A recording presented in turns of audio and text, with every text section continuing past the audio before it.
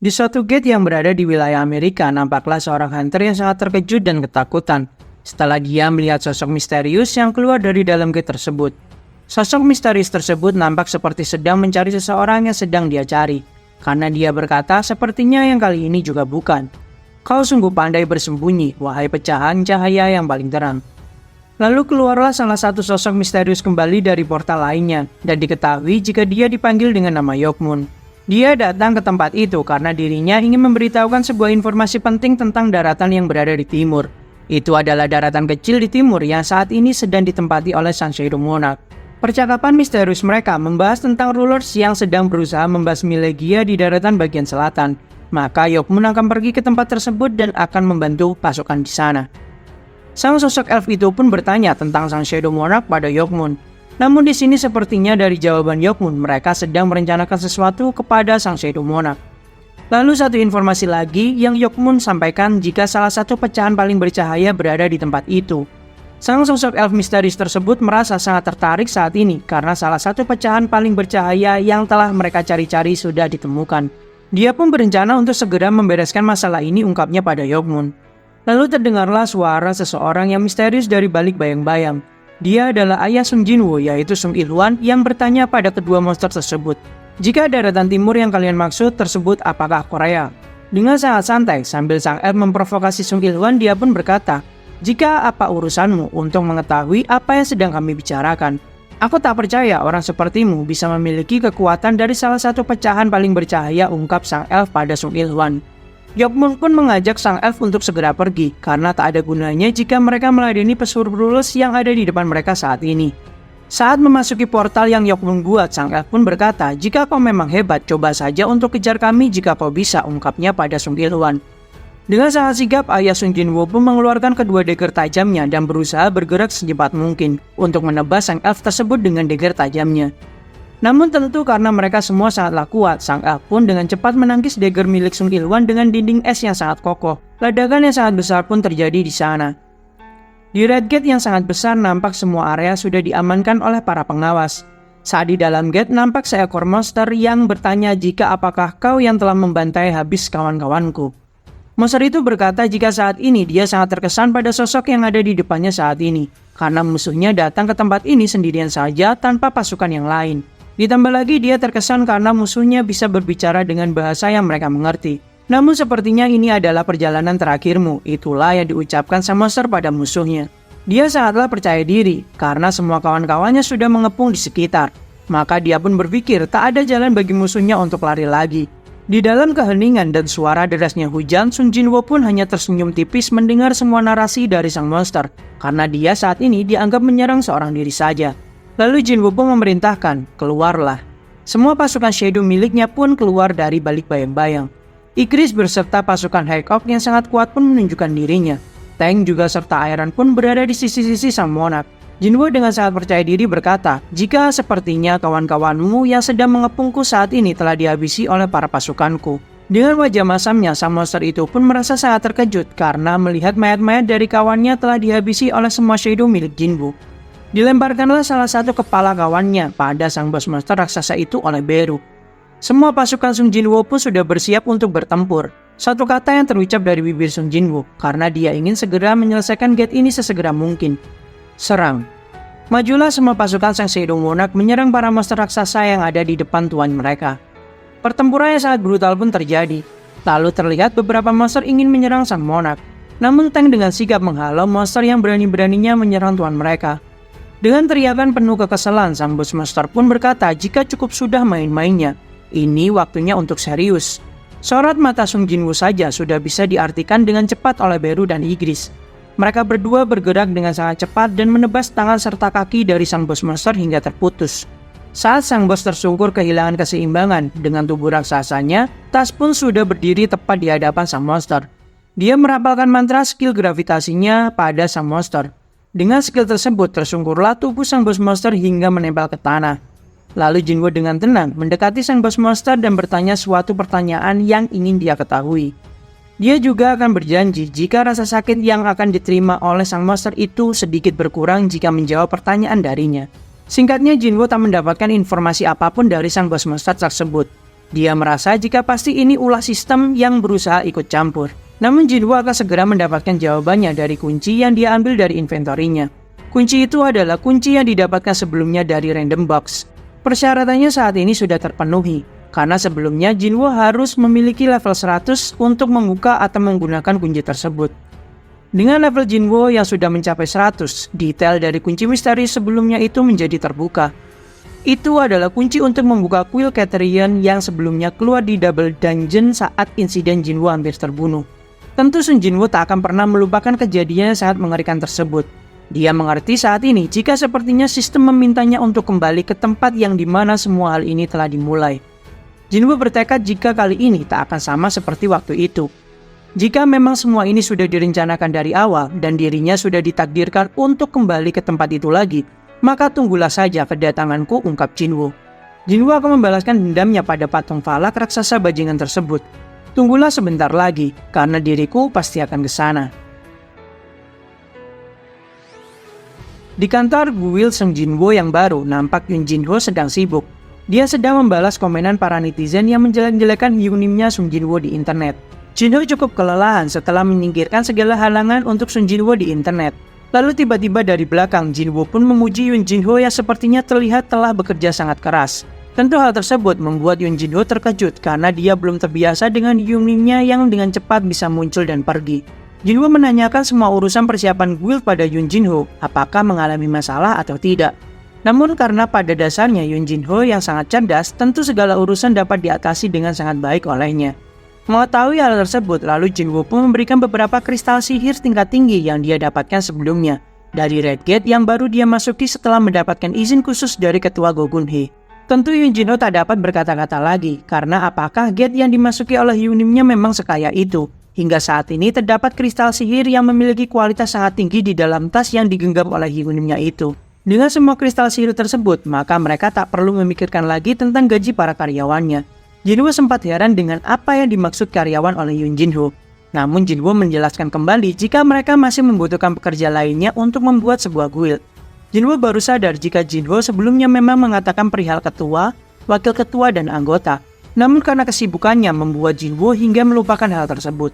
Jinwoo ingin anggotanya adalah seseorang yang jujur dan bisa diandalkan, karena menurut Jinwoo itu adalah hal yang harus dimiliki oleh semua anggotanya nanti. Namun Jinwoo menyela perkataan Jinwoo karena masih ada satu hal yang sangat penting dan mendesak untuk Jinwoo selesaikan sesegera mungkin.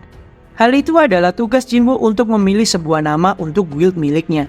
Namun Jinwoo kembali lagi melupakan hal tersebut. Jinwoo pun berkata jika nama dari sebuah guild itu adalah hal yang sangat penting karena akan menentukan tujuan guild tersebut di masa mendatang. Dia menyarankan nama Sungjin Guild karena itu adalah gabungan dari kedua nama mereka. Saat Jinho terus mengoceh tak karuan akan nama guild yang cocok untuk guild Sung Jinwoo kali ini, tercetuslah nama aneh dari Sung Jinwoo yaitu Solo Guild. Tentu hal itu membuat Jinho ternganga karena keanehan Sung Jinwoo untuk masalah pemberian nama. Jinwoo berpikiran jika guild itu akan bergerak solo dengan penyerang utamanya adalah dirinya. Perkataan Sung Jinwoo memang ada benarnya juga karena memang dia bergerak sendirian.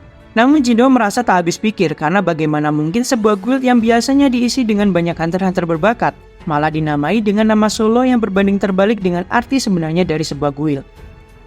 Lalu terdengar pintu diketuk oleh seseorang dari luar. Jinho pun membuka pintu tersebut dan ingin tahu siapakah yang sedang bertamu di kantor baru mereka. Terdengarlah suara halus dan lirih dari seorang wanita. Dia bertanya jika apakah ini benar kantor dari guild Sung Jinwoo. Jinho pun sangat terkejut dengan sosok yang ada di depannya saat ini. Berbeda dengan Sung Jinwoo yang memasang wajah bingung di belakang Yoon Jinho. Karena saat ini nampak hunter rank S Cha Hae-in berdiri tepat di hadapan mereka berdua. Tentu Jinho bertanya tentang urusan apa yang dimiliki hunter Cha Hae-in hingga ke tempat tersebut. Hunter Cha dengan lirih berkata jika dia ingin bergabung di guild milik Sung Jinwoo. Masuklah mereka berbincang dan Jinwoo bertanya kembali untuk memastikan jika ada urusan apa Nona Cha sampai ke tempat tersebut.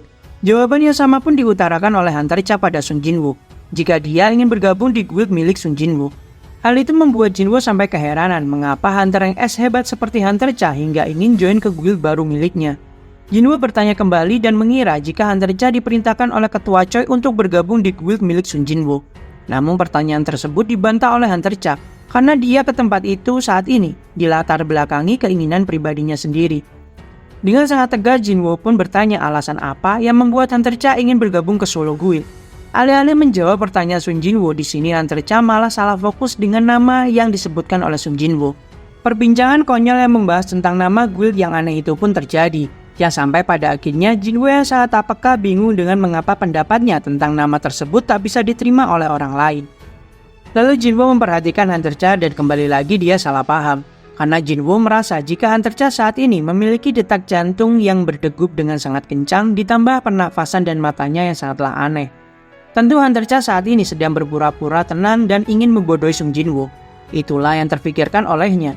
Padahal Hunter Cha di sini terlihat sekali sedang gugup karena tersipu malu setelah melihat penyelamat hidupnya. Jinwoo di sini berusaha menggali informasi tentang kontrak Hunter Cha yang tentu masih berjalan dengan Guild The Hunters. Tapi Hunter Cha dengan santai berkata, jika dia bisa saja membayar denda kontraknya karena memang dia memiliki uang yang sangat melimpah. Jinwoo beralasan jika guild mereka masih baru dan dia tak akan bisa membayar gaji Hunter Cha. Namun Hunter Cha tak memikirkan hal tersebut karena uang tak menjadi masalah bagi dirinya. Saat ditanya alasan apa yang membawa Hunter Cha ingin bergabung ke guild ini, karena tempat ini sangat tak menguntungkan bagi hunter hebat sepertimu. Dalam hati Hunter Cha, dia menjadi sangat bingung karena tak dapat menjelaskan alasan sebenarnya yang melatar belakangi dirinya ingin join ke guild Sun Jinwoo. Karena menurut Hunter Cha, jika saja dia menjelaskan kebenarannya, maka dia akan dikira sebagai wanita yang sinting.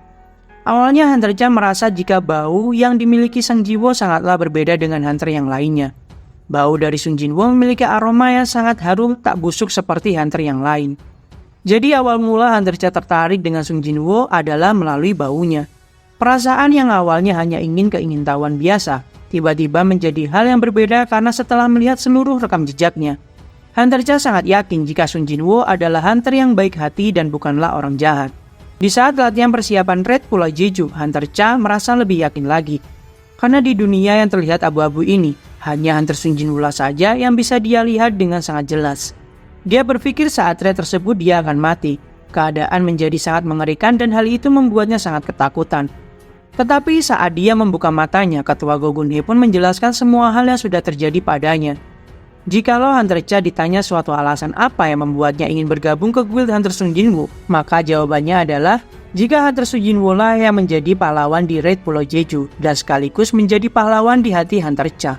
Hingga membuat Hunter Cha saat ini ingin sekali berada di samping Hunter Sun Jinwoo sampai kematian yang menjemputnya. Hal itulah yang berputar-putar di dalam otaknya hingga membuat mukanya sangat merah menahan rasa malu. Jinwoo yang tak peka malah keheranan dengan apa yang sebenarnya terjadi pada Hunter Cha. Dia beranggapan dengan sikap yang Hunter Cha tunjukkan ditambah wajahnya yang memerah, tentu Hunter Cha saat ini sedang menyembunyikan sesuatu terhadapnya. Saat Jinwoo memaksa Hunter Cha untuk menjawab pertanyaannya, nyaman. Hal itulah yang terdengar dari bibir wanita cantik yang ada di depannya saat ini. Dipertegas kembali jika Hunter Cha baru kali ini merasakan rasa nyaman terhadap lawan jenis selama ini. Namun karena urat kepekaan dari Sun Jinwoo yang memang sudah terputus, dia pun malah berpikir jika Hunter Cha mungkin merasa terbebani selama ini dengan umurnya yang masih muda namun memiliki tanggung jawab yang begitu besar. Ditambah lagi insiden Raid Pulau Jeju yang membuatnya hampir menemui malaikat pencabut nyawa. Sambil Jinwoo berdiri, dia pun berkata jika guildnya memiliki tes masuk untuk hunter yang berminat masuk ke dalamnya. Jinwoo pun terheran dengan apa yang dikatakan oleh Hyunimnya, karena memang sedari awal tak ada tes seperti yang dikatakan oleh Sun Jinwoo tersebut. Lalu dengan sangat yakin, Hunter Cha pun bertanya jika tes seperti apa yang harus dia lewati supaya diterima. Jinwoo yang terkejut karena Hunter Cha menanggapi dengan sangat serius pun berkata jika Hunter Cha harus melewati tantangan darinya. Hunter Cha meminta Sun Jinwoo untuk tak meremehkan dirinya. Lalu dengan senyum tipisnya, Sun Jinwoo pun bersiap untuk menguji wanita cantik yang ada di depannya saat ini. Kedua hunter guys ini telah bersiap untuk melakukan sebuah tantangan. Hunter Cha bertanya pada Sun Jinwoo jika tesnya akan dimulai kapan. Maka Jinwoo mengatakan jika saat ini juga tesnya akan dilakukan. Dia pun mengajak Hunter Cha ke tempat aula pelatihan Asosiasi Hunter Korea. Jinwoo juga ingin menguji skill exchange-nya dapat dilakukan bersama orang lain atau tidak. Hunter Cha ingin bergegas ke mobilnya untuk pergi ke tujuan yang Jinwoo maksudkan. Namun Jinwoo pun meminta Hunter Cha mendekat kepadanya. Lalu Jinwoo pun memeluk Hunter Cha dan berkata, Shadow Exchange. Terlahaplah mereka berdua dalam bayangan hitam dan menghilang. Wajah merah Hunter Cha seketika berubah menjadi terkejut karena dalam sekejap mata dirinya sudah berpindah ke aula pelatihan Asosiasi Hunter. Tempat ini cukup jauh dari kantor guild milik Sun Jinwoo, namun mereka bisa berpindah bahkan kurang dari 1 detik saja. Di balik keterkejutan Hunter Cha, di sini Jinwoo pun merasa lega karena dugaannya benar terhadap skill miliknya yang dapat membawa siapapun berpindah. Dengan syarat, Jinwoo menyentuhnya karena skill tersebut layaknya gerbang yang dapat dilewati olehnya. Meski skill ini memiliki cooldown selama 3 jam, namun tingkat efisiensinya sangatlah tinggi karena dirinya bisa kemanapun di seluruh belahan dunia berada, asalkan Sung Jinwoo menempatkan shadow miliknya di tujuan dia berpindah. Terjadilah sedikit momen keuhuhan dari Hunter Cha dan Sung Jinwoo yang membahas senjata Pickaxe yang sebelumnya Hunter Cha gunakan. Hunter Cha pun beranjak ke gudang penyimpanan senjata untuk latihan, karena di tempat latihan ini sudah tersimpan beberapa senjata untuk dipakai latihan oleh para hunter. Hunter Cha pun mendapatkan senjata sederhana yang sekiranya cocok dengan cara bertarungnya. Jinwoo menawarkan senjata yang dia miliki di inventorinya. Namun di sini Hunter Cha menolaknya karena saat di medan pertempuran bukan hanya senjata yang menentukan kemenangan. Jinwoo sangat setuju dengan hal yang disampaikan oleh Hunter Cha. Menilai kekuatan Hunter Cha, jika Jinwoo mengerahkan setengah pasukannya mungkin dengan sangat mudah akan dibantai habis olehnya. Maka Jinwoo pun memanggil prajurit terbaiknya yaitu Igris untuk melawan Hunter Cha. Jinwoo menjelaskan kondisi menang dan kalahnya, yaitu di saat Hunter Cha dapat mengalahkan Igris atau Hunter Cha sampai menyerah. Dalam hati Sung Jinwoo pun berkata jika dia sebenarnya ingin mengeluarkan shadow terkuatnya. Namun sepertinya itu akan menjadi terlalu berlebihan, pikir Jinwoo dalam hati. Hunter Cha pun mengeluarkan aura sihir yang meluap-luap dari dalam tubuhnya. Melihat hal tersebut, Jinwoo pun meminta Hunter Cha berbalik sebentar karena dia ingin berdiskusi dengan Igris. Diberikanlah pedang milik Baran pada Igris karena mengingat musuh Igris adalah Hunter Cha yang memiliki kekuatan setara dengan ketua Gogun He. Dimulailah pertarungan mereka berdua. Igris pun maju dengan pedang panjang milik Baran mendekati Hunter Cha. Saat pedang itu coba ditebaskan, hancurlah area yang terlewati energi petir dari pedang tersebut. Dengan kelincahan Hunter Cha, dia pun dapat menghindari serangan dahsyat itu. Jinwoo sudah mengira jika Hunter Cha sangatlah cepat dan lincah. Karena jika Hunter biasa, maka Hunter Cha pun seharusnya langsung mati dengan serangan tersebut. Di kantor asosiasi terlihat ketua Gogun He merasakan aura sihir dari arah aula pelatihan. Dia tak ingat jika aula tersebut sedang digunakan oleh seseorang. Ketua Gogun He pun melihat CCTV melalui komputernya yang tersambung oleh aula pelatihan. Terlihatlah dua sejoli yang sedang berada di aula pelatihan. Mengingat sikap Hunter Cha yang menunjukkan ketertarikan pada Sung Jinwoo, maka ketua Gogun He pun tersenyum tipis. Lalu dia meminta anak buahnya untuk mematikan semua CCTV di area aula pelatihan. Seakan-akan membiarkan Hunter Cha dan Sung Jinwoo menikmati waktu mereka berdua. Goncangan yang begitu kuat pun dirasakan oleh ketua Gogun He. Dia pun memaklumi gairah muda yang sedang panas-panasnya. Kembali ke aula pelatihan, nampak Sung Jinwoo cukup terkejut karena melihat Igris dihajar habis-habisan oleh Hunter Cha. Lalu, Hunter Cha pun menegaskan kembali pada Sung Jinwoo apakah memang benar ini adalah prajurit terbaiknya. Karena di awal sebelumnya Jinwoo mengatakan akan mengeluarkan prajurit terbaiknya, maka Hunter Cha pun meminta Sung Jinwoo untuk mensummon monster tersebut. Jinwoo pun memperingatkan Hunter Cha jika mungkin saja dia akan terluka saat melawan prajurit terbaiknya itu. Hunter Cha pun tak peduli lagi karena tujuannya saat ini hanya ingin melawannya kembali. Dia sudah melihat dari video pertarungan Jinwoo dengan sang monster semut, dan Jinwoo pun berhasil mengalahkannya. Maka dia berasumsi jika monster tersebut tentu menjadi anak buah Sung Jinwoo saat ini. Dengan lirih Jinwoo pun memanggil Beru. Jinwoo pun bertanya kepada Hunter Cha untuk meyakinkan jika apakah dirinya benar-benar serius ingin melawan prajurit terkuatnya itu. Nampak Hunter Cha sangat ketakutan karena sepertinya dia trauma saat insiden Red Pulau Jeju. Di depannya saat ini berdirilah sosok Shadow Monster yang sebelumnya hampir membunuh Hunter Cha. Jinwoo pun mempertegas kembali apakah Hunter Cha serius ingin melawan prajuritnya itu. Dalam hati Sung Jinwoo, dia merasa jika memang Beru setelah menjadi sosok shadow miliknya memiliki statistik yang tidak lebih kuat dari semasa hidupnya. Namun mengingat Beru terlahir menjadi senjata alami, maka jika saja Beru melawan Hunter Cha dengan serius, kemungkinan Hunter Cha untuk menang hampir 0%. Terdengar suara lirih dari Beru meminta perintah pada tuannya. Jinwoo pun berkata jika Beru harus mengalahkan Hunter Cha namun tanpa dia harus melukainya. Mengerti akan maksud dari tuannya, Beru pun berteriak dan mengeluarkan aura yang sangat dahsyat untuk membuat Hunter Cha gentar. Semua lampu di aula pun pecah karena hal tersebut. Dalam hati Hunter Cha, dia sangat heran bagaimana bisa Hunter Sung Jinwoo menghadapi masa mengerikan seperti ini sendirian. Saat Beru mengeluarkan cakar tajamnya, Jinwoo pun kembali mengingatkan jika Beru tak perlu menggunakan cakar tersebut. Jika saja Hunter Cha terluka, maka berakhirlah juga riwayatmu, ungkap Sung Jinwoo pada Beru. Hunter Cha merasakan jika jarak kekuatan mereka sangatlah besar. Belum selesai dia menyelesaikan kalimatnya, Nampak Beru bergerak secepat kilat ke belakang Hunter Cha. Menyadari serangan Beru yang sama seperti sebelumnya, dengan refleks yang sangat cepat Hunter Cha pun berusaha menebas Beru. Karena menurut Hunter Cha, serangan yang sama tak akan bisa dilakukan kepadanya. Namun pedang milik Hunter Cha pun dengan mudah dihentikan oleh jari Beru. Dalam hati Beru memikirkan perintah tuannya jika dia harus mengalahkan musuh tanpa melukainya. Maka jawabannya cuma satu, yaitu menunjukkan jarak kekuatan mereka berdua yang terlampau sangat jauh. Tak ingin menyerah kepada keadaan, Hunter Cha pun terus-menerus menyerang Beru dengan seluruh kemampuannya. Meski serangan Hunter Cha dapat dihindari semua, tak membuat Hunter Cha menyerah.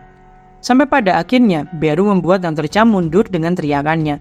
Jinwo pun merasa jika hasilnya sudah ditentukan sekarang. Lalu Jinwo bertanya kembali kepada Hunter Cha apakah dirinya sudah puas saat ini. Hunter Cha menjawab dengan lirih jika dia belum puas karena dia masih bisa meneruskan pertarungan ini. Jinwo menjadi heran dengan tindakan Hunter Cha sekarang. Karena menurut Jinwo, Hunter Cha bukanlah hunter yang gegabah. Namun mengapa dirinya masih bersikeras untuk melawan Beru seperti itu? Beru adalah sosok prajurit yang sangat berbeda dengan Shadow milik Jinwo yang lain. Karena dia memiliki kecerdasan dan saat ini terlihat jika Beru sedang menahan rasa haus membunuhnya terhadap Hunter Cha. Jinwo berharap jika pilihan Hunter Cha tidaklah salah jika memang dia ingin mencari sesuatu hal dari pertarungan ini. Dengan tatapan tajam dari Hunter Cha membuat Beru merasakan sesuatu karena instingnya memperingatkan Beru untuk berhati-hati. Dia menjadi kesal karena menurutnya makhluk hidup seharusnya tahu bahwa dirinya adalah mangsa atau pemangsa hanya dari matanya saja. Lalu mengapa manusia di depannya seakan-akan menjadi pemangsa di depan sosok pemangsa? Dengan penuh amarah Beru bergerak dengan cepat ke arah Hunter Cha. Cakar tajam milik Beru pun sampai-sampai menggores dinding baja yang sangat tebal di sana. Dengan kelincahan Hunter Cha yang dapat menghindari serangan itu, membuatnya bisa mengeluarkan skill sword dance-nya pada Beru. Saat pedang Hunter Cha dapat dipatahkan oleh Beru, muncullah momen yang ditunggu-tunggu oleh Hunter Cha. Karena meski pedangnya saat ini hancur, namun dengan skill miliknya Hunter Cha bisa melancarkan satu serangan penentu untuknya. Dengan mana yang tersisa, Hunter Cha pun mewujudkan pedang cahaya di tangannya dan mengeluarkan skill Needles of the Lights pada Beru. Pedang cahaya itu menusuk dalam pada dada Beru. Jinwo sekejap terkejut dengan apa yang sudah terjadi, karena saat ini Beru dengan sekejap mengingat perintah yang ditanamkan pada dirinya saat dia masih hidup. Dengan perintah tersebut membuat Beru tak dapat menahan lagi hasratnya sekarang, karena perintah itu adalah bunuhlah semua musuh. Dia menganggap wanita di depannya adalah seorang musuh, maka dengan aura yang sangat mengerikan dikeluarkan olehnya, cakar tajam pun sudah bersiap untuk membelah Hunter Cha di sana. Jinwo dari kejauhan memberitahukan Beru untuk tak melakukan hal tersebut. Dalam sepersekian detik, ledakan di tempat itu pun terjadi karena benturan energi sihir yang sangat kuat terjadi. Cakar tajam milik Beru dapat dihentikan oleh Sung Jinwo saat ini. Dan kembali lagi, Sung Jinwo menyelamatkan nyawa wanita cantik tersebut lagi dan lagi. Dengan sangat tegas, Jinwo pun berkata pada Beru jika dia sudah memerintahkan Beru untuk berhenti. Beru pun melompat ke belakang sambil dirinya bersujud karena dia ketakutan dengan amarah tuannya. Jinwo berusaha memaklumi Beru yang memang terdesak saat melawan Hunter Cha. Lalu Jinwo pun bertanya pada Hunter Cha mengapa dia bersikeras untuk melawan Beru, meski dia tahu nyawanya akan berada dalam bahaya jika meneruskan hal tersebut. Dirimu sangatlah hebat, dan tak perlu juga bagimu bergabung ke guildku sampai berjuang seperti ini, bukan? Ini hanyalah tes. Untuk masuk ke guild tanpa nama, jadi tak layak bagimu sampai mengorbankan nyawa seperti ini, Hunter Cha. Mengapa kau melakukan sampai sejauh ini? Pertanyaan itulah yang terlontar dari Sung Jinwo. Tapi di sini Hunter Cha bersikeras tak bisa berbicara dan memberitahukan alasannya. Sampai pada akhirnya Jinwo pun bertanya apakah ini semua karena kau tertarik kepadaku. Awalnya Hunter Cha tak mengerti dengan apa yang dimaksudkan oleh Sung Jinwo. Dan hal itu membuat Sung Jinwo menjadi frustasi karena tak mendapatkan jawaban dari semua pertanyaannya. Namun pada akhirnya yang dimana Hunter Cha sudah sadar pun berkata jika hal itu benar. Karena mungkin diriku tertarik padamu sambil menunjukkan wajah tersipu malunya yang mulai memerah. Di kantor Asosiasi Hunter Amerika, nampak jika Michael serta Nyonya Selner melaporkan informasi pada ketua asosiasi di sana. Michael meminta maaf karena dirinya tak dapat membujuk Hunter Sung Jinwo untuk pindah ke negara Amerika. Namun sang ketua tak ingin mendengarkan permintaan maaf dari Michael, melainkan dia ingin tahu cerita yang sebenarnya yang sudah terjadi. Disampaikan jika setelah Nyonya Selner melihat ke dalam diri Sung Jinwo dengan skill miliknya, akhirnya dia mengetahui jika Hunter Sung Jinwo adalah salah satu raja. David pun sangat terkejut dengan apa yang sudah disampaikan oleh Michael. Lalu David pun bertanya langsung kepada Nyonya Selner untuk memperjelas hal tersebut. Apakah mungkin jika kekuatan Sung Jinwo setara dengan hunter tingkat nasional? Namun di sini Nyonya Selner menjelaskan lebih detail lagi supaya David lebih mengerti. Nyonya Selner berkata, setiap hunter yang dibangkitkan, mereka akan berhubungan erat dengan entitas yang berada di sisi lain. Hal itu bisa Nyonya Selner rasakan saat mengintip ke dalam tubuh seorang hunter, jika pasti mereka akan berhubungan langsung dengan sisi lain. Dia berkata, jika terkadang dikarenakan kekuatan pinjaman yang teramat kuat didapatkan dari sisi lain, para Awakeners ini terlihat seperti cahaya yang sangatlah terang. Dan Nyonya Selner memanggil mereka pemimpin. Tapi di saat Nyonya Selner melihat ke dalam diri Sun Jinwoo, dia kembali ketakutan dan berkata, jika hal seperti cahaya tersebut tak ada di dalam tubuhnya. Di saat dirinya menatap kegelapan yang ada di dalam diri Sun Jinwoo, seakan-akan dia ditatap kembali oleh kegelapan itu. Dia berasumsi jika kegelapan itu adalah diri Sun Jinwoo sendiri. David bingung dengan apa yang dimaksud dengan kegelapan. Apakah berarti Sun Jinwoo adalah orang jahat? Namun di sini Nyonya Selner berkata jika dia tidak membahas tentang baik atau buruknya seseorang, melainkan dia menyampaikan tentang sumber kekuatan maha dahsyatnya. Hunter Sun Jinwoo, dia tak pernah meminjam kekuatan dari manapun. Kekuatan yang dia miliki saat ini bukan sesuatu yang didapatkan dari sisi lain, karena kekuatan miliknya tak dibatasi oleh apapun, dan dia benar-benar murni menggunakan kekuatannya sendiri. Mereka semua berasumsi jika Sun Jinwoo tak memiliki batas untuk menjadi kuat seperti hunter lainnya. Lalu setelah mendengar penjelasan Nyonya Selner, David pun mengajak Michael untuk ke basement lantai 24. Dia berkata pada Michael, jika memang kekuatan Nyonya Selner tidak cukup untuk membujuk hunter Sun Jinwoo, maka kita perlu menggunakan cara yang lainnya. David membahas tentang gate rank S yang pernah muncul di daratan Amerika. Gate yang menjadi sejarah kelam bagi negara tersebut, karena bencana yang sangat mengerikan terjadi di sana. Amerika menawarkan hadiah yang sangat besar kepada 5 hunter terkuat di dunia yang berhasil selamat dari raid tersebut, serta memberikan mereka kualifikasi yang setara dengan negara mereka berlima. Dan di sanalah awal mula munculnya hunter tingkat nasional. Api yang tak akan pernah padam dari kemis sang naga. Dengan satu susuk tersebut bisa membunuh ratusan hunter terbaik yang ada. David bertanya pada Michael jika apakah dia percaya sesuatu hal yang mengerikan seperti itu akan meninggalkan hadiah yang sangat istimewa. Awalnya Michael tak percaya hal tersebut akan terjadi. Namun setelah pintu ruangan terbuka, nampaklah pemandangan yang sangat menakjubkan. Terdapat rune yang dianggap oleh mereka adalah batu peninggalan dari mayat kemis. Sudah 8 tahun sejak raid naga kemis terjadi. Tak ada hunter tingkat nasional yang melihat hal ini dan David telah menunggu sangat lama momen ini. Dan nampak mayat naga kemis yang terbaring di tempat itu saat ini. Di rumah Sun Jinwoo, dia menjadi cukup terkesan dengan dirinya saat ini. Karena dia baru menyadari jika tubuhnya menjadi sangat bugar dan menjadi lebih tinggi. Ditambah lagi wajahnya yang dulu biasa saja saat ini menjadi sangatlah tampan. Tentu itu semua dikarenakan efek dari skill pasif milik Sun Jinwoo. Dia mencoba bertanya pada adiknya Jin Ah, namun seperti layaknya kakak beradik yang lain, pertengkaran konyol pun terjadi di saat itu. Lalu Jinwoo berkata jika dia ingin meminta saran adiknya karena dia ingin mendirikan sebuah guild baru. Dia menyampaikan nama guildnya saat ini adalah Solo Guild. Jin Ah pun tentu sangat keheranan karena mengapa sebuah guild malah dinamai dengan Solo Guild. Bukankah kekuatan kakaknya adalah mensummon bayangan hitam? Tentu itu tak bisa dikatakan dengan solo lagi, ungkap Jin Ah pada Jinwoo. Lalu Jinwoo bertanya saran pada adiknya kira-kira nama apa yang cocok untuk guildnya. Bagaimana jika namanya Ah Jin Guild? Itulah saran yang didapatkan dari adiknya. Itu bisa diartikan jika Ah adalah aku dan Jin adalah bergerak maju. Dan juga itu adalah kebalikan dari nama adiknya, Jin Ah menjadi Ah Jin. Jinwoo pun setuju dengan nama yang terdengar bagus itu. Di kediaman Hunter Cha, nampak dia menjadi galau dan malu karena telah mengatakan sesuatu yang dianggapnya sangat memalukan. Jawaban sebelumnya seperti seakan-akan dia sedang menyatakan perasaannya pada Sun Jinwoo. Hunter Cha berpikir mungkin saat ini Jinwoo akan berpikir jika dia adalah wanita yang aneh. Namun dengan Jinwoo yang sudah berkali-kali menyelamatkan hidupnya, tentu hal ini bukanlah apa-apa dan Jinwoo memanglah layak. Hunter Cha terus meyakinkan dirinya sendiri untuk tetap tegar dan maju. Lalu tiba-tiba dia teringat dengan mimpinya akan Hunter Byung-gu jika dia menitipkan sebuah pesan penting pada Sun Jinwoo. Saat berada di ambang kematian, dia mendengar Hunter Byung-gu berkata jika tolong sampaikan pada Sun Jinwoo. Jika untuk kedepannya Sun Jinwoo membutuhkan lebih banyak pasukan lagi, karena bahaya yang sangat mengerikan sedang menantinya.